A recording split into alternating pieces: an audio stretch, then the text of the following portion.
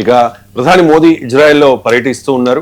అదే సమయంలో Japan and సింగపూర్లలో Uttar Pradesh ముఖ్యమంత్రి యోగి ఆదిత్యనాథ్ ప్రెసిడెంట్ పర్యటిస్తూ ఉన్న పరిస్థితి. 2017లో యోగి ఆదిత్యనాథ్ సీఎంగా బాధ్యతలు చేపట్టిన తర్వాత జరుగుతున్న మొట్టమొదటి విదేశీ పర్యటన ఇది. అంటే ఏ రకంగా అర్థం చేసుకోవాలి ఎంజీరావు గారు? ఒకవైపు ప్రధాని మోదీ, ఇంకోవైపు యోగి ఆదిత్యనాథ్. యోగి ఆదిత్యనాథ్ అంటే నిన్నమొన్నటి వరకు పెద్ద ఎత్తున చర్చ జరిగింది మోదీ రిటైర్మెంట్ గురించి. ఆ తర్వాత మోదీ తర్వాత తన వారసుడిగా యోగి రాబోతూ ఉన్నారు అంటూ పెద్ద ఎత్తున చర్చ జరిగింది. ఇదే విషయంలో నెక్స్ట్ ప్రధాని ఎవరు అనే దాని మీద ఆర్ఎస్ఎస్కి, ముఖ్యంగా ఈ షా అండ్ మోదీ ద్వయానికి మధ్య ఏదో ఏకాభిప్రాయం లేదు అనేది పెద్ద ఎత్తున జరుగుతున్న చర్చ. ఏంటి ఈ పోటాపోటీ విదేశీ పర్యటనని ఎలా అర్థం చేసుకోవాలి? ఎస్ అండి, ఇప్పుడు చీఫ్ మినిస్టర్లు విదేశాల్లో పర్యటించడం అనేది పెద్ద ఎప్పుడూ కూడా ఒక చర్చనీయాంశం కాదు. చంద్రబాబు నాయుడు గారు వెళ్తారు, రేవంత్ రెడ్డి గారు వెళ్తారు, తమిళనాడు స్టాలిన్ సీఎం వెళ్తారు, అందరు సీఎంలు వెళ్తారు, పెట్టుబడులు తెచ్చుకుంటారు.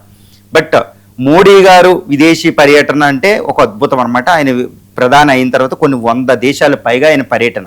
ఎప్పుడు ఏ దేశం పర్యటించడం ఒక స్కెచ్ ఉంటుంది. భారతదేశ ప్రతిష్టను, భారతదేశాన్ని ఎక్కడికో తీసుకెళ్లడం, దౌత్య విధానాన్ని పరాకాష్ఠకి తీసుకెళ్లడం అని ఒకటి ఉంటుంది. బట్ ఇక్కడ యోగి ఆదిత్యనాథ్ గారు ఇప్పుడు సింగపూర్లో పర్యటించి తర్వాత జపాన్లో పర్యటిస్తున్నారు.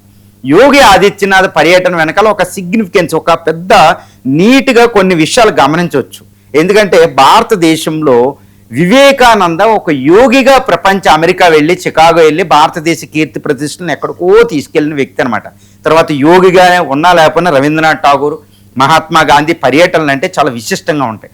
ఇప్పుడు యోగి పర్యటన ప్రపంచ దేశాల్లో ఒక రకమైన ఆసక్తి. ఎందుకంటే ఏదో డ్రెస్సులో వెళ్ళడం కాదండి, ఆయన యోగి అవతారంలో వెళ్ళడం. ఆ డ్రెస్సే ఒక పెద్ద చర్చనీయాంశం. ఇప్పుడు జపాన్లో ఆయనకి ఎక్కువ గౌరవం దక్కుతుంది. చూడండి, జపాన్లో చాలా గౌరవం. ఆయన తినే ఫుడ్, ఆయన నడవడిక, అదంతా ఒక అద్భుతంగా చర్చ అవుతుంది జపాన్ మీడియాలో. సింగపూర్లో అలాగే జరిగింది. అంటే ఈయన ఎందుకు ఆ దేశాలకు వెళ్ళాడు అంటే ఒక రకంగా ఏంటంటే చెప్పాలంటే ఇప్పుడు మోడీకి వారసుడు ఎవరు, మోడీ అనే ఒక గొప్ప ప్రధానికి వారసుడు ఎవరు బీజేపీలో అనే ఒక చర్చలో మోడీ ముందు, యోగి ఆదిత్యనాథ్ ముందు వరుసలో ఉండడం. ఎందుకంటే యోగికి చాలా వయసు తక్కువ. ఇప్పుడు అమిత్ షా తర్వాత ఎవరైతే పోటీదారులు అమిత్ షా, నితిన్ గడ్కరీ, రాజ్నాథ్ సింగ్ వీళ్ళంతా రిటైర్మెంట్ స్టేజ్లో ఉన్నారు. కాబట్టి ఎప్పుడు కూడా బీజేపీ ఇలాంటి వాళ్ళు ప్రోత్సహించి 5-6 సంవత్సరాలు ఉంటారు. కానీ యోగి ఆదిత్యనాథ్ 2 దశాబ్దాలు ఉండగలుగుతారు. కాబట్టి మోడీకి సరైన వారసుడు యోగి ఆదిత్యనాథ్ అని ఒక చర్చ జరిగే సందర్భంలో యోగి ఆదిత్యనాథ్కు ఉన్న ఒక వీక్ పాయింట్ ఏంటంటే ఆయన లాంగ్వేజ్, ఇంగ్లీష్ రాకపోవడం, ప్రధాని నేషనల్ లెవెల్లో ఎటువంటి పదవులు ఆయన అలంకరించకపోవడం. కాబట్టి వాటి కోసం విదేశాల్లో పర్యటించి నేను మోడీ వారసుడిని ప్రకటించుకోవడానికి ఆయన వెళ్ళినట్టు అనేది కూడా మనం చూడొచ్చు. ఇప్పుడు ఆయన నడవడిక అందుకని చర్చనీయాంశం అవుతుంది. కాకపోతే మోడీ వారసుడు ఎవరనేది ఈ మధ్యన మళ్ళీ చర్చ ఆగిపోయింది. ఎందుకంటే మోడీ గారు 75 సంవత్సరాల తర్వాత సెప్టెంబర్ 17, 2020 తర్వాత ఆయన రిటైర్డ్ అవ్వాల్సిన ఆయనే చెప్పింది అవ్వలేదు. కాబట్టి మోడీ వారసుడి మీద అంతగా చర్చ జరుగుతులేదు. ఎందుకంటే ఇటు బీజేపీలోని మోడీ షాకి, అటు ఆర్ఎస్ఎస్కి, అధినేత సంఘ పరివారకి ఒక రకమైన భేదాభిప్రాయాలు లోపల ఉన్నట్టు తెలుస్తుంది వెంటనే. ఎందుకంటే బీహార్లో ఒక అన్నోను, ఒక లోకల్ లీడర్ని తీసుకొచ్చి బీజేపీ జాతీయ అధ్యక్షుడిని చేయడం వెనకాల ఇటు షా, మోడీ ఉన్నారు అనేది మనకు కూడా కొన్ని కాలమ్స్లో మనం చూడొచ్చు. ఫ్రంట్ లైన్ అంటే అతిపెద్ద మ్యాగజైన్లో మనం చూడడం, ఇవన్నీ పెద్ద పబ్లిష్ అయిన జరిగిన సందర్భాలు మనకు ఉన్నాయి. కాబట్టి ఇటు మోడీ షాక్ ఒకవైపు, ఇటు సంఘ పరివార్ ముఖ్యంగా ఆర్ఎస్ఎస్ అధినేత మోహన్ భగవత్కి కొన్ని భేదాభిప్రాయాలు ఉన్నాయి. పెద్ద పోరాటమేం కాదు, భేదాభిప్రాయాలు. అందుకనే షా, మోడీ గారు బీజేపీ అధ్యక్షుడిగా నితిన్ నిబిన్ సిన్హాని బీహార్ నుంచి తీసుకురావడం, దీనివల్ల బీజేపీ మీద కంప్లీట్ హోల్డ్ మోడీ షాలకు ఉంది.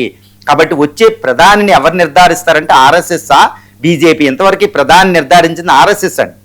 మరి ఇప్పుడు ఎవరు నిర్ధారించాలంటే మోడీ షాకి ఎవరు అనేది ఒకటి చూడాలి. మోడీ షాకే నిర్ధారించేలా ఉంటే అమిత్ షాయే వారసుడు అవుతారు. ఆర్ఎస్ఎస్ నిర్ధారించేలా ఉంటే ఇక్కడ తప్పకుండా యోగి ఆదిత్యనాథ్కే ఫస్ట్ ప్లేస్ ఉంటుంది. మరి ఈ అభిప్రాయం ఎక్కడికి దారి తీయొచ్చు అనేది ఒకటి. ఏమైనప్పటికీ యోగి ఆదిత్యనాథ్ గారు ఇప్పుడు విదేశీ పర్యటనకి వెళ్చి నేను కూడా ప్రధానికి అర్హుడినే, నేను విదేశీ పర్యటన చేయగలుగుతాను, ప్రపంచ దేశాల్లో భారత కీర్తిని తీసుకెళ్ళగలుగుతాను, ఇండియాలోనే కాదు, ఇండియాలో హిందీలో మాట్లాడటమే కాదండి, ప్రపంచ దేశాలకు వెళ్ళి ఇంగ్లీష్లో మాట్లాడాలి, ప్రపంచ నాయకులతో మింగిల్ అవ్వగలిగినప్పుడే ప్రధానమంత్రి అనే పోస్టుకు అర్హులు అనమాట. ఇవన్నీ నిరూపించుకోవడానికి యోగి ఆదిత్యనాథ్ ఫారిన్ ట్రిప్కి వెళ్తున్నారని అయితే మనం చెప్పాలి.